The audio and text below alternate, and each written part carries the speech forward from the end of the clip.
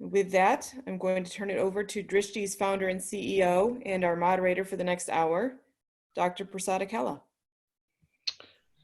Thank you, Erin, and my personal welcome to all of you who on the web.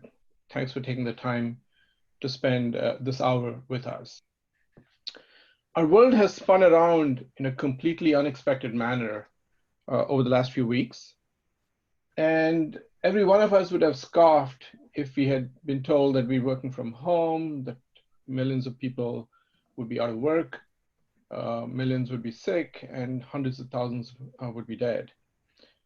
All thanks to an unknown yet dreaded virus, COVID-19.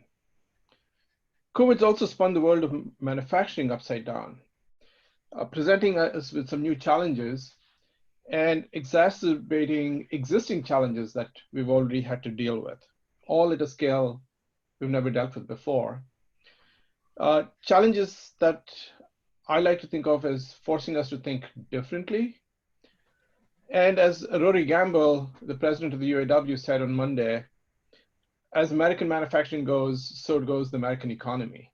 I think this is true of the entire world because producing economies drive countries.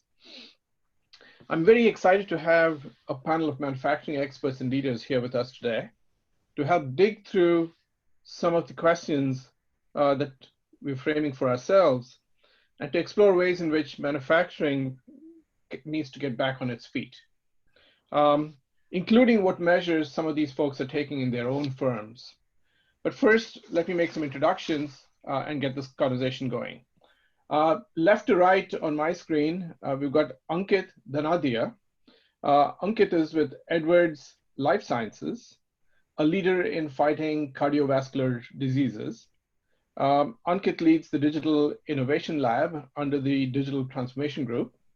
He spent most of his career in operations and engineering in industries like aerospace, defense, test and automation, and medical devices. So Ankit, thanks and welcome. Next up is Ken. Ken Koneman is with TBM Consulting. TBM Consulting Group is a global consulting firm focused on lean and on supply chain. And Ken is VP of Technology and Supply Chain at the firm. His career has centered around TPS, the Toyota Production System, and lean manufacturing. And in his 20 years of consulting, he has helped develop, implement, and manage lean initiatives that are, I guess that's almost heading towards $1 trillion now, $750 million in cost reduction.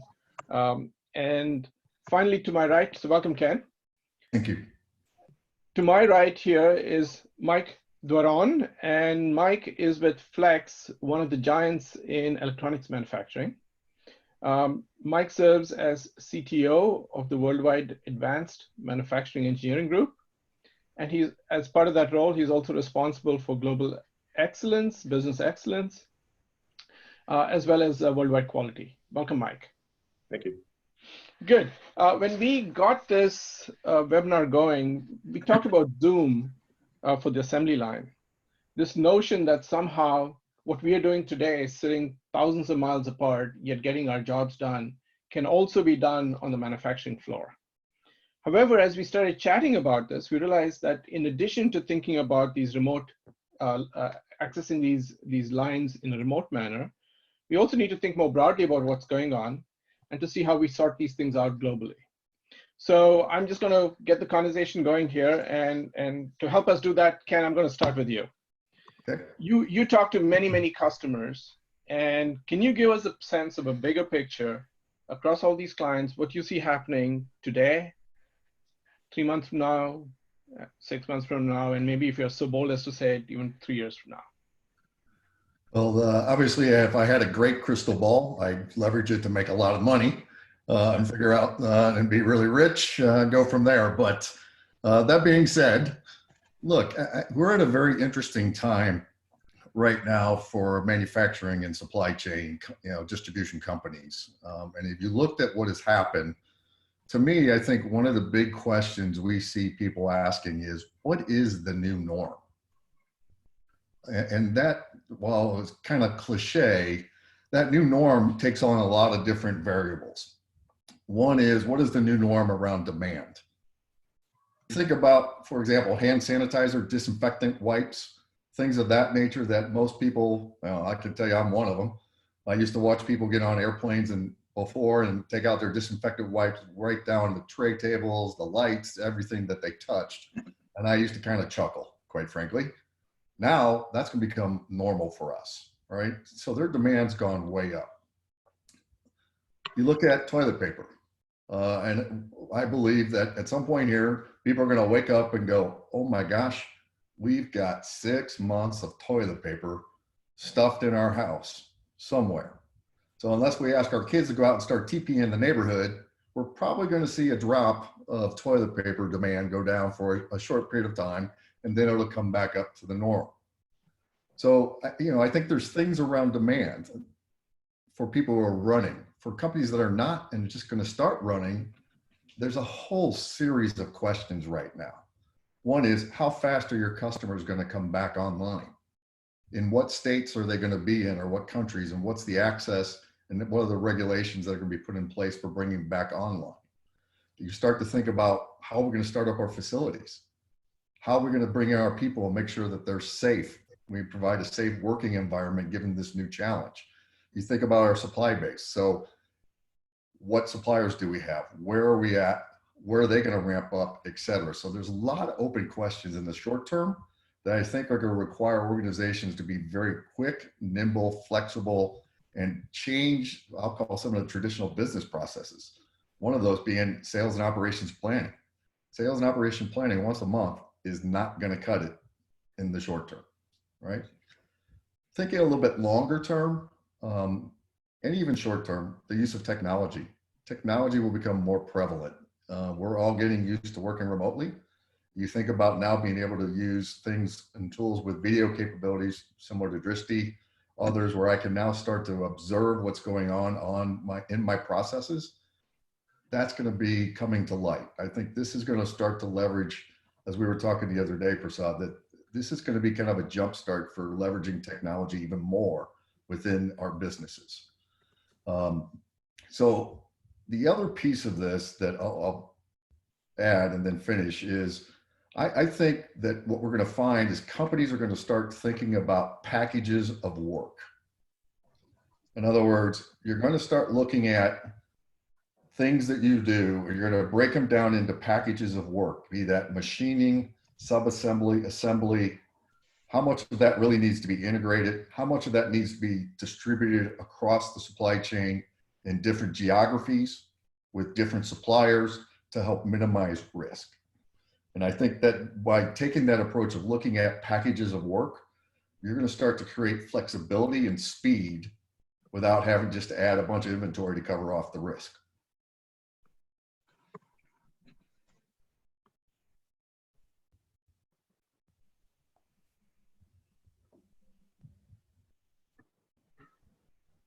Sorry, I was muted here. Do you see this notion of packages of work forcing the restructuring of supply networks?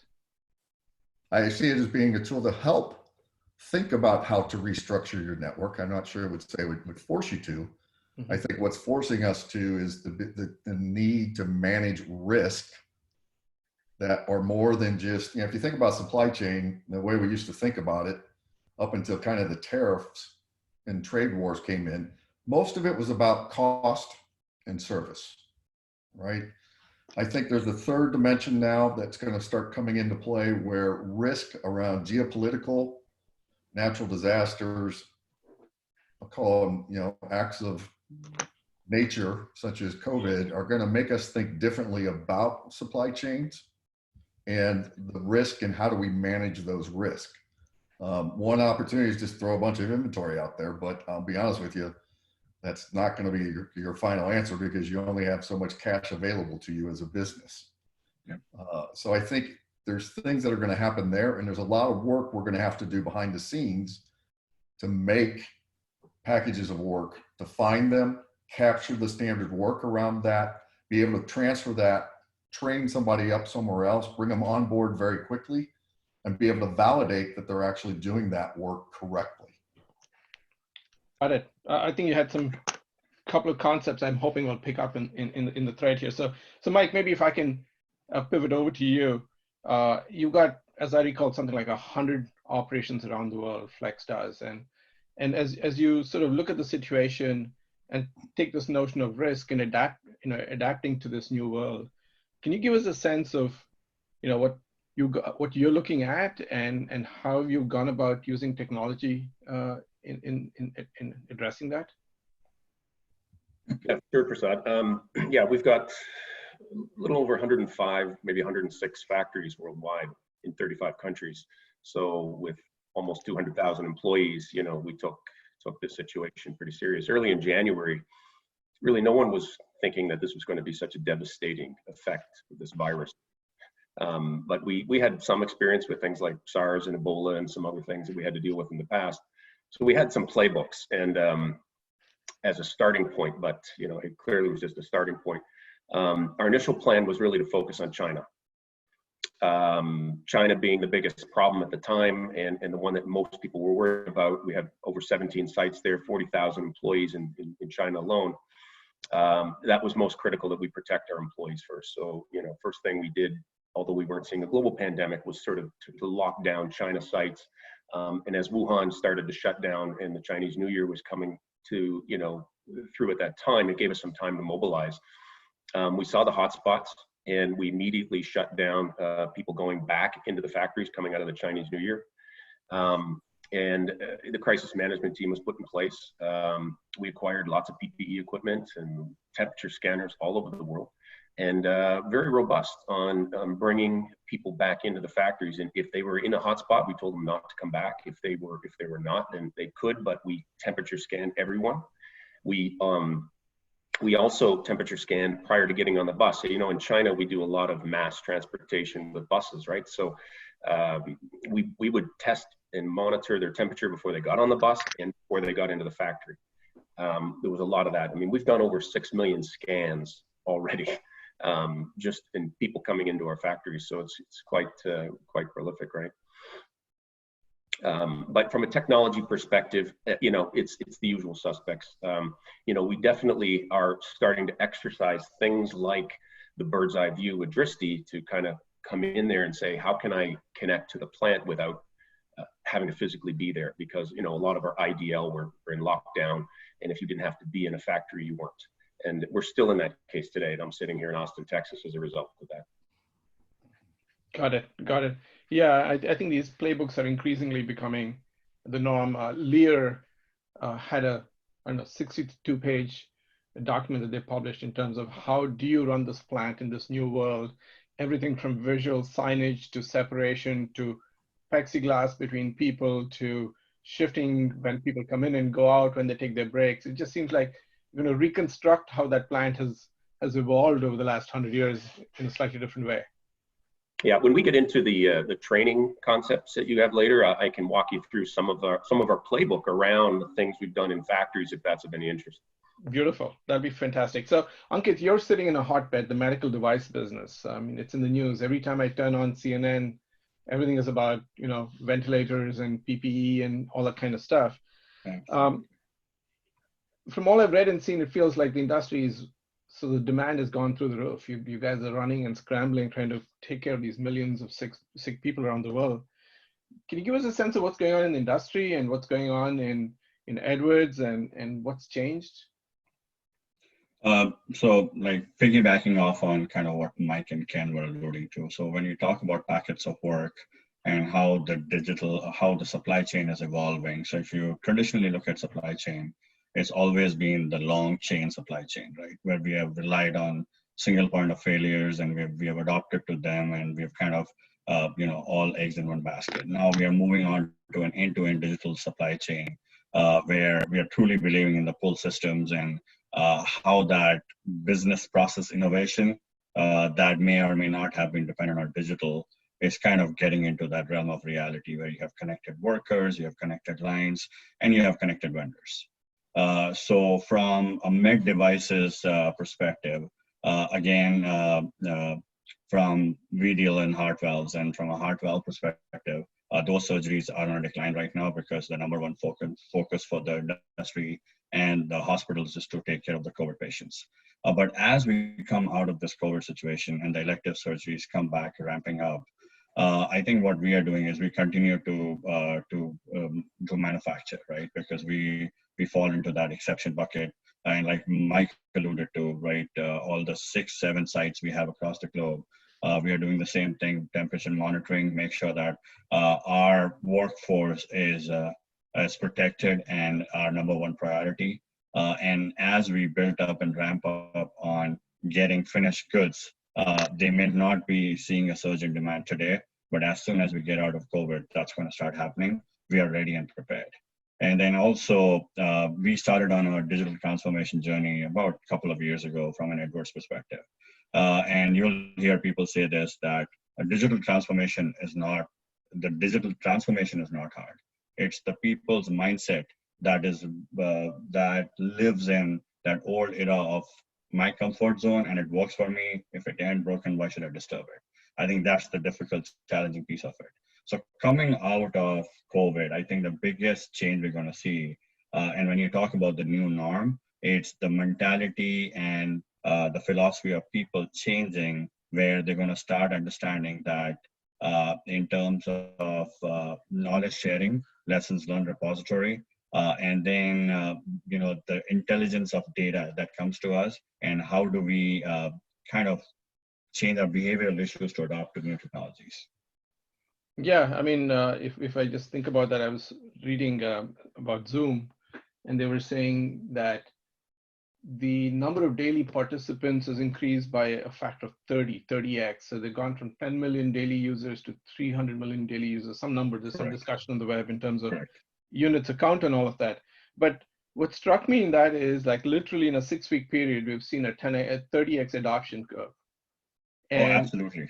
Right. I mean, do you see the same thing happening from a digital transformation perspective as you look at your own work? So I'll give you a personal example. Last year, I was part of a protege team that was working on how to improve global communications within Edwards, right? We have multiple sites and a lot of times, multiple different platforms which have come on, but are probably being underutilized. And then when we did some surveys across our 14,000 employees, the number one, their preference was face-to-face meetings, right? Everybody prefers to be in a room having face-to-face meetings. And the biggest challenges that they saw was, not having one common platform to kind of standardize your communication strategy, your collaboration strategy, like how do you collaborate better and whatnot. So we decided to go and benchmark on Office 365 suite and Microsoft Teams as being one of the solutions. Our CEO had a all hands meeting a couple of weeks ago, and that adoption is at 100% today, right? So it's almost like COVID was a blessing and staying home was a blessing, when it actually forced people to kind of use this one common platform, not just for chatting and meetings. I think chatting and meetings we've always done. We can use Skype and a lot of other factors where we can do. But I think using this as one standard platform where you can communicate, reduce your number of emails, collaborate better, and then create that digital workspace. And I think that's because of kind of what we have seen and the transition we are making by working from home, and those fuzzy lines between home and work are kind of eroded completely. And now that adoption is way quicker, and I think people are realizing without this, they will not be able to sustain and they'll not be able to survive. So coming out of COVID, if you're not on that bandwagon, you might not last. So you're going to say short the airlines, go long on Zoom is I think what I'm hearing you say. Absolutely. Okay. So Mike, if I would just sort of piggyback on this notion of digital transformation and the impact of this notion of Zoom for assembly lines, I'm sure you got 105 sites around the world, and you're probably sorting out in your minds, how do I take the talent pools around, and how do I take digital transformation, how do I marry these together as I think into the longer term? What kind of topics are you guys thinking about? Yeah, I mean, not as a result of COVID, Prasad, but we've been working on, this problem for a number of reasons for a couple of years now. And one is just cost, right?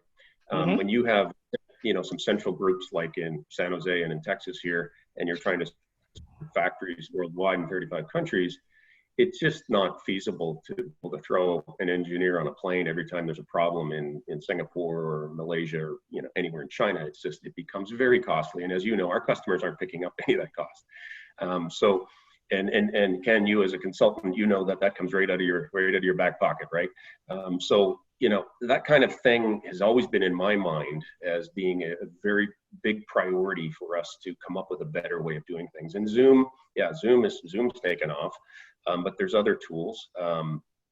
Zoom, I'm even using Zoom personally now on the weekends. The girls get together and Zoom their friends, and they get a bottle of wine and sit around for 2 hours and just chat, and it's just like we're doing right now, except we don't have wine. But maybe next time, Prasad. But the bird's eye view that you guys have put on Drishti, that's a nice tool because it helps augment or add to that overhead line view camera, so that when an operator walks out of the view, the supervisor has an ability to see where did they go and what are they doing and how long does it take them to come back. I think that's got great potential. For that to really take off, we need to have mass deployment of that sort of thing, not just on a line. It has to be deployed across the whole factory and across all the factories for that to become a cultural thing, right? But great potential. At Flex, what we've been doing, we started a couple of years ago, my team, I've got one of my engineering teams is XR. So XR meaning augmented reality, virtual reality, mixed reality, please call it XR. And we have a suite of tools that we call FlexR, real creative, right? Just add an R on the end of Flex.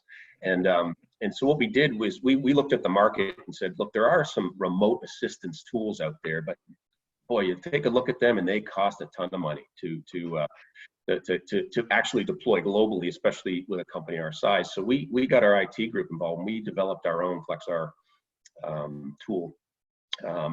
What we call it doesn't matter. It's an internal name thing, but it allows our subject matter experts to, and we don't need headgear. We don't need a virtual reality headset because we developed it on a platform of tablets and cell phones. So a field technician or someone in the field or an operator can, when he has a problem or he or she has a problem, they can get online and see what subject matter experts for that particular topic are online.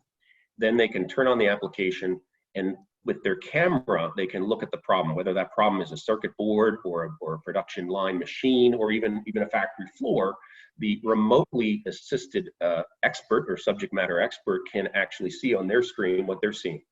And it's a little more than that because now we've allowed ourselves to augment, overlay on their screen what we see, and so we could draw a line around a component on a circuit board and put an arrow on it. We can drop arrows, lines, that sort of thing. Or maybe we're looking at a macro view, kind of like the bird's eye view in Drishti. We can stand back and we can say, see this production line here, we need to create some lean space, we need to squeeze all that over there. And you don't have to have everyone on the floor at the same time. So that's been a really tremendous tool for us.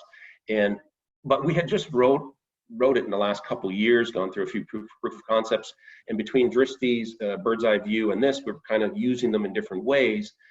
One is really more of a collaborative one with the FlexR, and that augmented piece really becomes a really useful tool. I don't have to drop a guy in a plane. It doesn't take him a day or two to get there. It's immediate. The problem's resolved immediately, and it's resolved real time.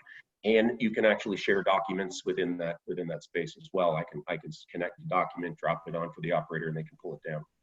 So that's something that we've exercised in an extreme way, where we're just trying to adopt it and get good use cases. Well, this forced us to get a lot of use cases really quick, and it also squeezes out all the bugs and all the weak parts of that tool. So a good part of this COVID thing is it's like your tools. It's probably exercised them in a way that we've never seen before. Yeah. And I think that's been great for us. Yeah. And it's interesting, this movement towards 2D displays as opposed to headgear. It seems like a much more natural interface that all of us are used to. It is, and the hardware on the headgear is just not there yet. It's as much as we like to say it is, from the augmented reality perspective, that hardware is not there. It's too costly. It's too glitchy. The batteries, everything's just a mess. So yeah, doing it with the tablet and just a regular cell phone is fantastic. And the subject matter expert can use their PC. They can draw on their screen and augment. It's really, really useful. Got it. Yeah. So I'm going to pull back a little bit. So you sort of have a sense of what's going on in these different industries. So Ken, if I can come back to you, you know what Ankit pointed out here, he said, I don't know what the demand's going to look like. Even Mike sort of mentioned that. So we're going to move into this world, and you mentioned S&OP along the way being very critical and being able to do that more frequently. So in this world of uncertain demand, uncertain sort of how your own supply network is going to work, how do companies compete?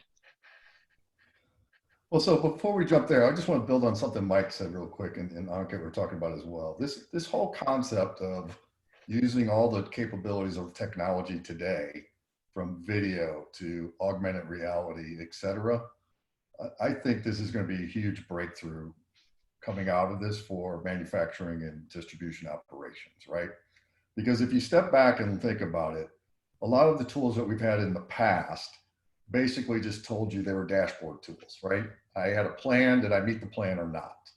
Now you start to bring in things like deploy, and we can tell you not only did you miss, but why you missed.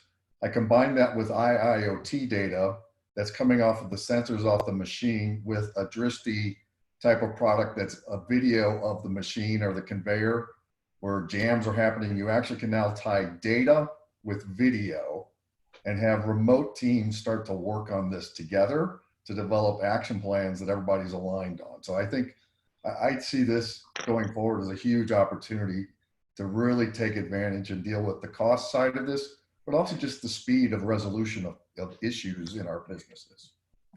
So let's go back to the question you're just talking about. So how are you going to be more? But before we do that, I think Mike's got a team distributed, I think somewhere in India as well, right? Mike, you guys are thinking about this.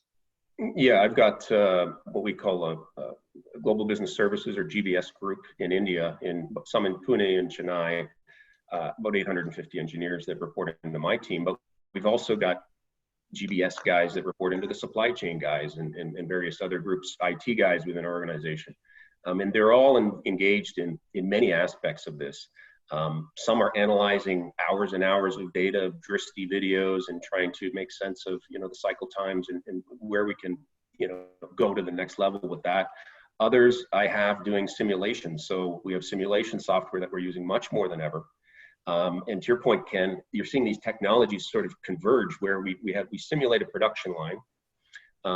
Maybe before we ever build it for a customer, they tell us, we'll do a value stream map of the thing, and then we'll simulate a production line with the equipment and the volumes and takt times that they need. And then we take it one step further. We attach to that virtual reality where I can give the customer a headset and I can have them walk into their production line before it's ever built. And by walking the production line, they can say, oh, I see what this has looked like. And oh, by the way, between station 3 and 4, I think we're missing something because I forgot to give that to you. So we have this collaborative ability to, before we spend any money, before we drop a nickel, very in detailed way, not only use simulation in its traditional sense, but in a virtual sense with the reality stuff, to have them walk that production line and get a real sense of it and see if something was missing.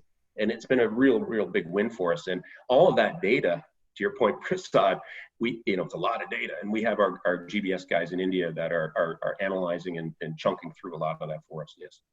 Yeah, absolutely. Yeah, in fact, we believe that increasingly what you just described, Mike, is going to become the norm, where as companies move production from across facilities around the world, you have the central team, and the central team becomes your knowledge repository that you call upon, as you said, using your XR devices or FlexR devices and get for help in different ways. 24/7 is what happens. Right? Very good. So sorry, Ken, I appreciate you taking us in a little bit of that. That's perfect. Let's come back and say, how do we deal with sort of competition in a highly risky, sort of unpredictable world? Well, so I think there's a couple of things. I think this topic we just talked about, right, is leveraging technology to change the customer experience. One, I mean, what Mike just shared is a great example of what companies are doing that are leveraging technology to change that customer experience before they even invest and start building a line, right? You start doing this with product as well. I think the other part of this, to me, there's two other key areas I think companies need to focus on.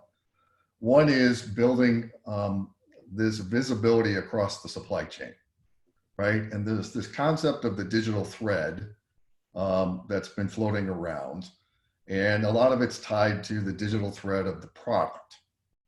I actually think there is a supply chain digital thread that we need to be thinking about. And that digital thread is, how do I have visibility into my customers, into my operations, back into my supply base, not just your tier one, but deep back into the supply base to understand what's going on. We might be able to open up and to go forward, but if our supplier can't get them material, it does not matter what we do, right? Yeah. So I think that's, how do we get that and start to leverage technology to create that connection and that supply chain digital thread with then all the data and the intelligence of that. And then I'm going to go back to the concept of this packet of work, right? And I think we have to really step back as organizations and think about these packets of work or packages of work. And how are we, the people who can move packages of work around very quickly, either internally in their operation and their network because of changes in mix, changes in demand in given regions. Those are the ones that can do it very successfully, either internally or with their supply base. I think coming out of this, what we're going to see in many cases is that many organizations who relied very heavily on Southeast Asia are going to be rethinking, how do I mitigate some of that risk, right?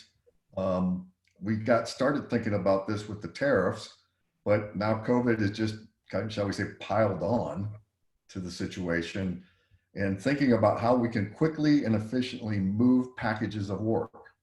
That means we have to know about capabilities. We have to understand tooling requirements, equipment requirements, and capabilities. We have to understand standard work.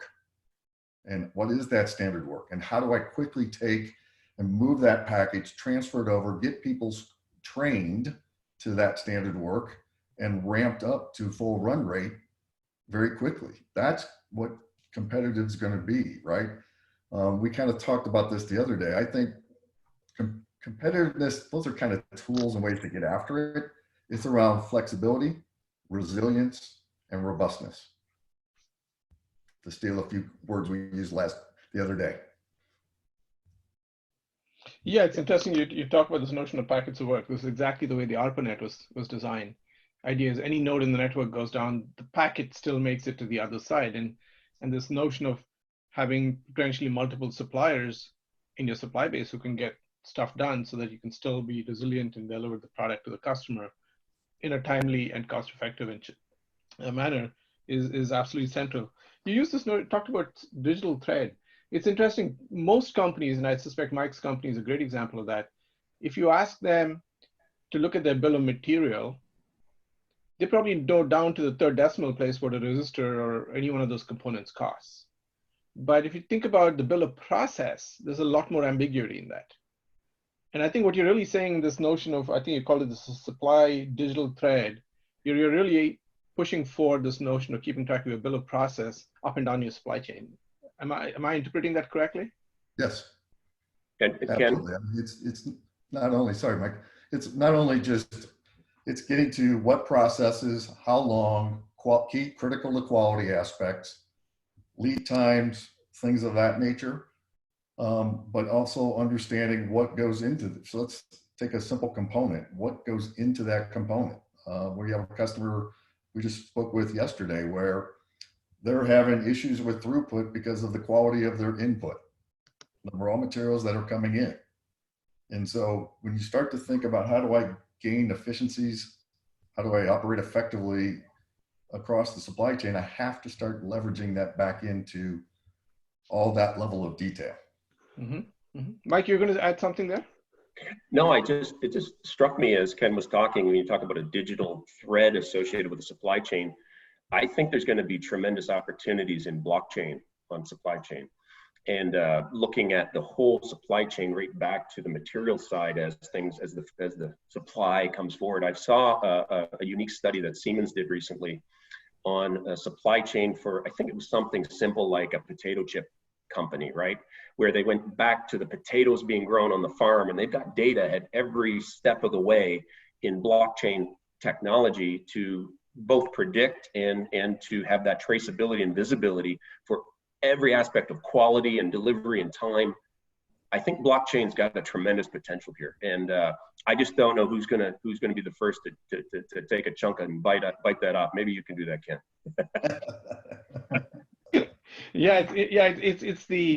It's the fact that the blockchain locks the data, so there's absolute, you can't mess with the data afterwards. It ensures that it's not just traceable but also irrefutable. Yeah, right. I think it's a great. What's interesting is the whole blockchain if anyone has worked in aerospace and defense, going back in time, lot traceability, right? Exactly right. The concept's been around for a long time, is really now about how do I leverage this new technology and this interconnectivity that we have to be able to do it effectively, efficiently, and securely. Yeah, absolutely. If I may add, right, Ken, so kind of piggybacking off on the traceability piece of it. So we've always focused on tracing the components to the product that's being shipped out. Now, when you talk about an end-to-end supply chain, it's basically how a true pull system, or if I may, right, where if there is a product that's implanted into a patient, right, and the demand increases, how do you manage your vendors in order to get that right component on your shelves so that you're able to do that supply and demand in the right way? So I think that really definitely helps. And I think with this situation that we're dealing with, this entire concept of there'll be a groundswell of digital evangelism. And I think it's going to force people to kind of think from a digital thread point of view. And that supply chain tower, that control tower we always talked about, I think that's going to take a different form just going forward. Agreed. Yeah.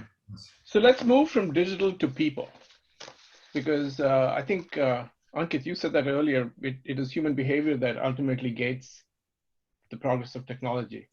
Correct. So, and Ken, you alluded to this, that one of the things that is going to become more and more important is training. So if I can continue with you for a few minutes here, how do you see the people dimension of this? And in particular, I'm guessing here that when you don't have daycare at home and parents are working, you're going to see a shift in the workforce on the plant floor. I'm sure society will come up with some good ideas for that, but at the end of the day, you're going to have new people on the line. And you mentioned the word training. Just curious how you see this whole thing playing out. Is that for me? Was that for okay. me? Okay. Yeah.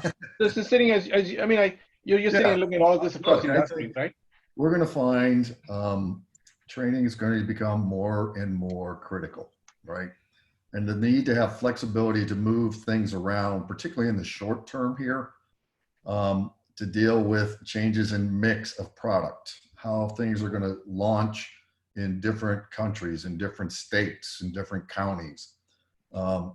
There's going to be a lot of need for training. And so, you know, we've talked a lot about this internally, is organizations who are not running right now really need to be thinking about, I'll call it, different scenarios that they're going to need to deal with, not only around their associates that work on the line or in the floor and the maintenance and in our plants, but also those who work in our offices. And what is that going to mean from a remote work perspective, right? And different ways to deal with this. But training, to me, is going to become, let's face it, I always go back to the simple mindset of, you know what, I explain it to you, you explain it back to me. I show you, you show me, right? Now, we have clients where they've built, I call them universities around our welding schools, right? Because they have been having issues getting enough welders, trained welders into their organization. To deal with that, they actually built a welding school in their plants.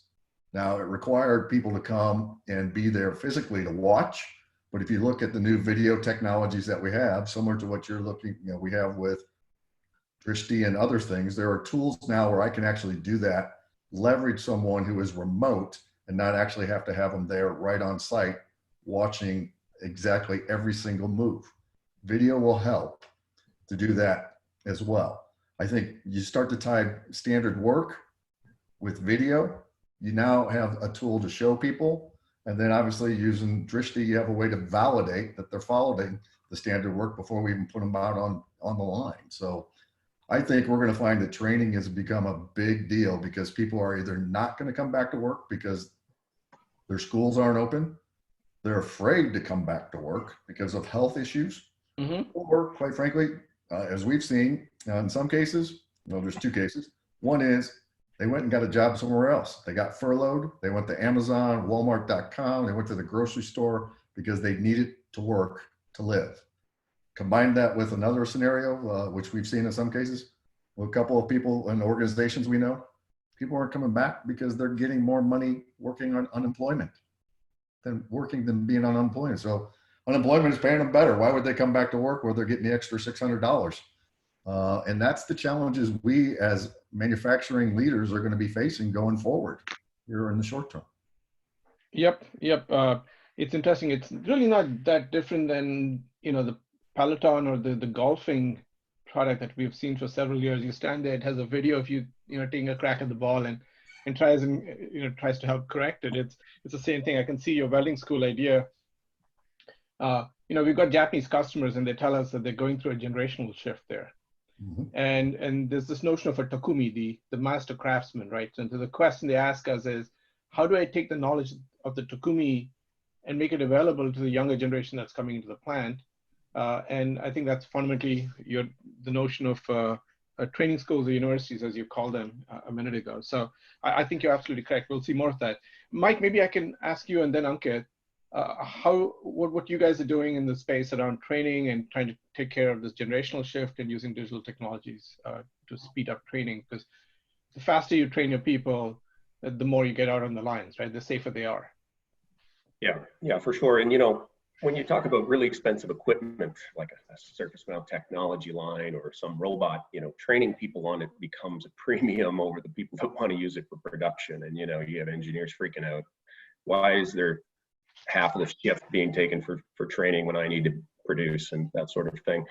But the nice thing about this digital world is we can get digital twins now, and we have digital twins and for most of our equipment, if not provided by the supplier, then we recreated ourselves using visual components to sort of replicate the motion of a robot and its workspace and what restrictions they have for interference with other things. And by taking that digital twin of a robot, let's say, we've developed a thing called Flex Robotic Cell, which is our own little work cell for either placing a component or dispensing a glue or doing an auto screw operation, this sort of thing. But we don't have a lot of those, and we don't have a ton of them sitting around to train people, but we've got them in a digital format. And what we can do is I can put a virtual headset on our employees and have them see that machine in front of them. Not only can they simulate the operation of the machine by hitting certain components to see things happen, but they can actually go one step further than actually having the machine, because they can put their head inside the machine and see, the robotic motion, and they can see things with that sort of training that you can't really experience in real life. So it's becoming a really cool tool, right? It's an expensive tool, but it allows us to train people in remote areas before deploying them out to a production line. In fact, we've had sites order certain robotic cells from us where we had our operators pre-trained using this virtual reality tool before they even got the machine. Machine hits the ground, they hit the ground running. That's one. Second one was on things around augmented reality for work instructions, right? So another aspect of training is, as an operator for a complex operation, going to be looking at a screen or a piece of paper as they do an assembly operation to train.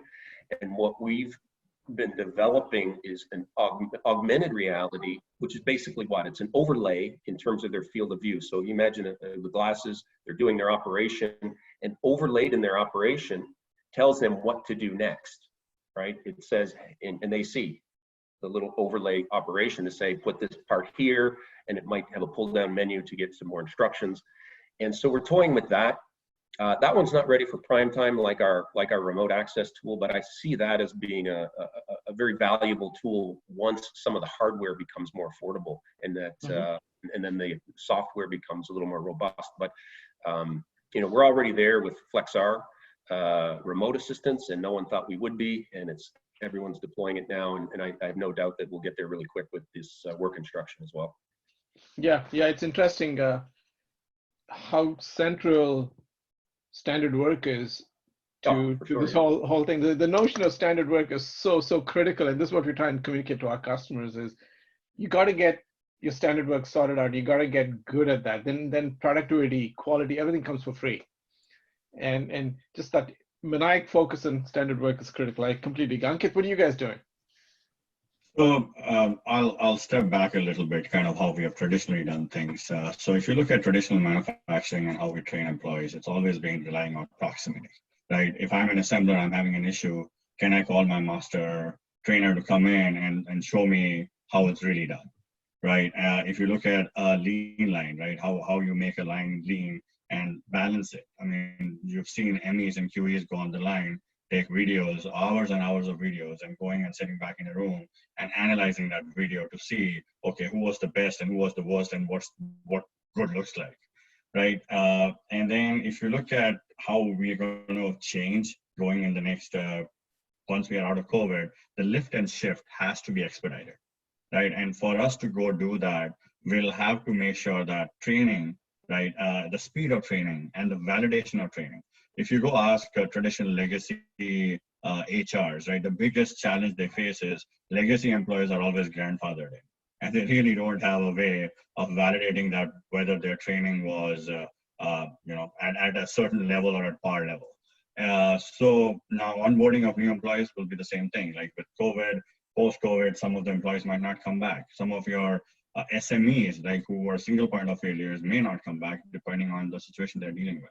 So if you talk about a technology like Drishti, and this is kind of what Edwards is also doing now, is how do you take those master trainers and really document what good looks like, right? So you at least have a benchmark of what you're training against. And like what Mike was alluding to, when you look at your traditional standard work instructions, right, they're all image-based, right? And the image sometimes is not clear. I mean, I have another project going on where I'm actually taking 30-year-old documents and taking them with with new cameras, the latest and the greatest, right? Because sometimes operators are not able to see the granularity of the technical tasks that they're performing. Now with video, I think that completely changes, right? Now you give them a monitor or an iPad, they're using MES, and with MES, if they click on a work instruction, they have a live video feed coming in, right? So that's kind of what Drishti can kind of transform most of the companies, where you're just not doing knowledge management, right? Knowledge management is okay. Was the task performed to standard work, right? Now you're looking at performance management, like which employee per operation is really performing to task, and in a line of 30 or 40 assemblers who are really consistent and hitting your cycle times and takt times, but at the same time, who are the ones who really need some TLC, right? Maybe additional training. Maybe they need to be sent back to some different level of task, right? And then with this, what I think it's going to really focus on is the process management using data intelligence. I think that's going to become key as we move on from kind of how relying on people to be the master trainers. And I also talk a lot about kind of how do you shift and lift products from one country to another, right? You'll have a receiving team and a sending team. And traditionally, people are always like, okay, you know what? Let's have the sending team come over, let them show us the bells and whistles of how it needs to be done, and great. Well, travel restrictions might go on till next year. So what do you do in those situations? So when you have a technology like Drishti, which can document, which can kind of highlight the knowledge management piece of it, the nuances and the details of what is critical, what is a hard task as compared to a simple task.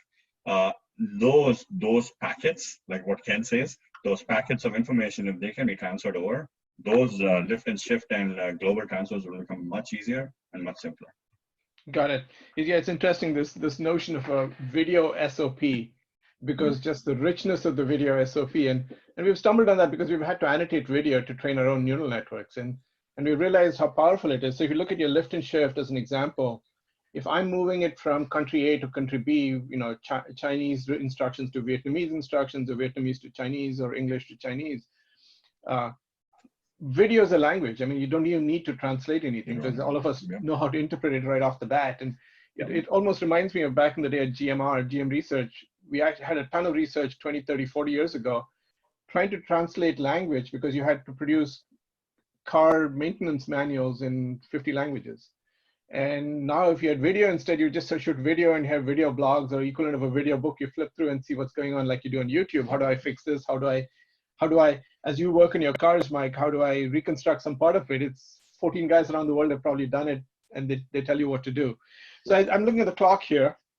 I want to come back and leave some time for questions and answers. So if 2 sentences each of you, final thoughts on sort of what the future looks like and what is your outlook for that? What should, if I were to take as an audience member an idea away from this session here, what would one idea be? Who wants to go first? Well, Can go. I'll start with this packet of works, or packages of work. I think, by the way, I've trademarked that, okay? Yeah, that's perfect. You should. The concept of that and really thinking about these packages of work so that you can then get to and understand how best to capture what's going on today, right, through standard work using video, or just as we were talking about, of how to train across regions, across borders, et cetera, different languages, I think is just a huge thing that we're going to have to be thinking about. Because, you know, if you read in the press, there's a lot of stuff about, well, just, you know, put more inventory in place. Well, that's great if you've got a lot of cash. Most organizations don't have a lot of cash, okay? And therefore, we're gonna have to think differently about your networks, about your supply networks, and how you're gonna manage the risk along with the cost and reliability of those supply chains. So think about these packages of work and how you break down into that and how you can then leverage that to be able to move and create flexibility, resilience, and a robust supply chain. Wonderful, thank you. Do you want me to go, Prasad? Absolutely. Didn't really think about it. I was just typing. So I don't know how to come up with one thing. I come from Canada and we don't have one thing. We've got all the things, different types of shoes, all 3 different types of seasons. But in general, I think simulation is going to be a much bigger use product. And you know, to some extent, you might call Dristi, you know, a simulation type tool, right? In a way, but discrete event simulation is something that I think if you're not leveraging, you need to start. And like we talked about earlier, to be able to marry that with things like augmented reality to do, you know, an overlay so someone can walk into that world as well. And see what things look like. You can run several different scenarios before spending a nickel. And it also is helping out in a lean way. We're using simulation as a lean tool, and we're actually looking at your tools in Dristi more like a lean tool in a sense too, where we can do things like Gemba walks virtually. And you think of the power of that. Now I don't just get the expertise of the 3 guys that could afford to show up. I get the expertise of 4 guys that had similar problems on the other side of the planet, and they can dial in, and that's very powerful.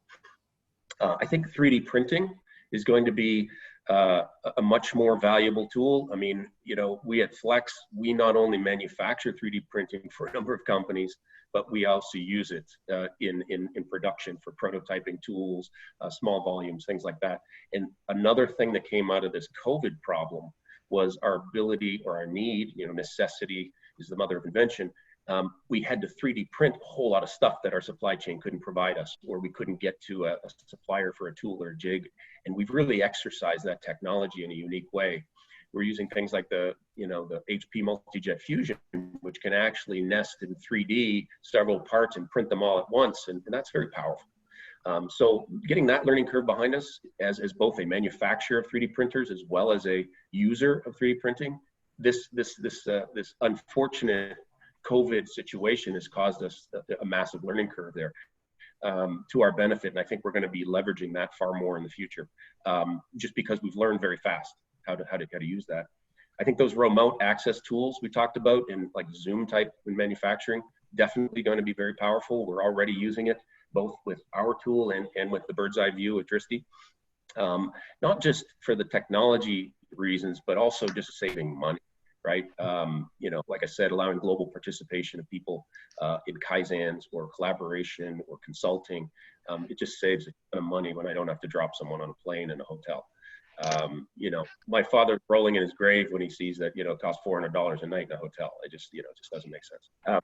And then finally, I think, you know, the aspects of video in general needs to be more embraced. And if you don't have subject matter expertise on your team, and not just in video, but in machine vision, you know, what we're doing with machine vision and robotics is phenomenal now, you know, where we can do final inspections with, you know, machine vision, where I can find out scratches that are acceptable on a final product. I can use cameras to determine whether all the connectors are there, whether there's bent pins in the connectors, and I don't have to rely on, you know, someone's opinion on whether that quality is good.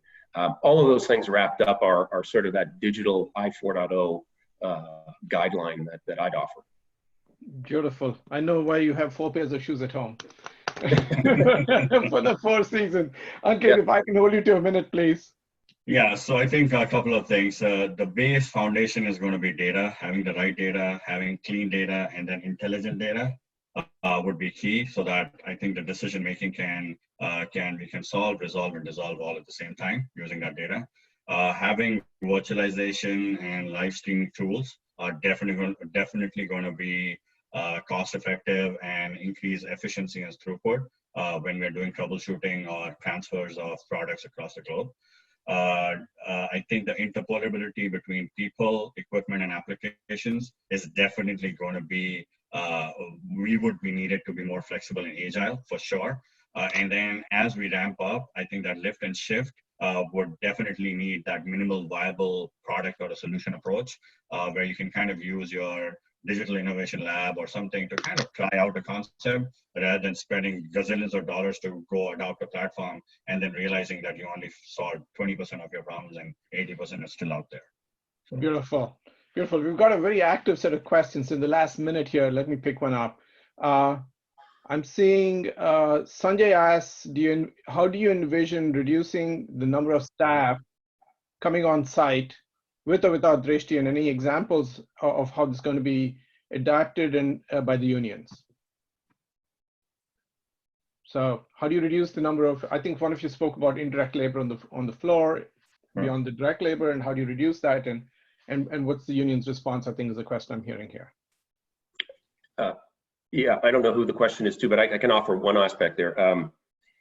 You know, in the traditional sense, when you have multiple sites, you need multiple subject matter experts, right? And when you have the ability to have things like this, collaborative tools, whether it's Zoom, Drishti, virtual reality, and whatnot, I can now have more central services provided and have that subject matter expertise shared across multiple sites. And that's not just in the areas of technology. It can be in supply chain, it can be IT, it can be, you know, yes, manufacturing, but it allows you to take a lot of cost out of the system and maintain more standard work, because you know you've got the same people driving the same messages and not interpretations, right? So I think you look across your organization and say, how can I leverage this stuff, not just to say I'm using a technology, but really to drive standard work and the standard message. It's very powerful. Beautiful. I think there's another interesting question, not quite aligned with the notion of the blockchain, but what are security considerations that you folks would think about as you select solutions in this broad space? I guess there's concern about, I'm interpreting the Vishal's question, which is data is flowing up and down. You know, people have access now outside of your 4 walls. I think that's what he's trying to get at. How do you think about data security in this context of this new world? Well, I think, look, I'll take a first to answer that, but it's like everything that we deal with today. There is data security concerns, and that you're going to have to do your homework around solutions to make sure that they've got the right kind of data security in place. Let's also think about, if you think around the globe and the types of information, for example, if you deal with GDPR in Europe, right, the types of things you need to be dealing with there, and sensitivity around sharing information and how you use it. But I think, as we get closer, let's go back to the blockchain. I think as we get closer and closer to a standard around blockchain that just is not there yet, I think that security will always be a risk. And there's only so much, there's so many things that you can do. But, even within TBM, we never used a VPN to start. A couple of years ago, we went to VPN, right? So you've got to start thinking about all of these elements, because typically it's not necessarily in the solution itself, it's in the transfer of data between different places. And so that's where the bigger concerns come versus the app or the tool that you may be using. And those are the things you got to make sure. Usually it's coming from somebody doing it. Quite frankly, most of it is coming off, they're doing it on their phone or their iPad. That's a personal device that's not well connected. So the bring your own device to work concept, while it's great, let you use what you want, also creates a huge security risk in most organizations. Got it. Yeah, I agree. I just want to thank you, the panelists, Ankit, Ken, and Mike, as well as the audience. We've had tremendous, I think we had 75 people on the webinar today. So for your thoughts, for your questions, and for this, I thought, a fun dialogue. So thank you all, and stay safe and be in touch.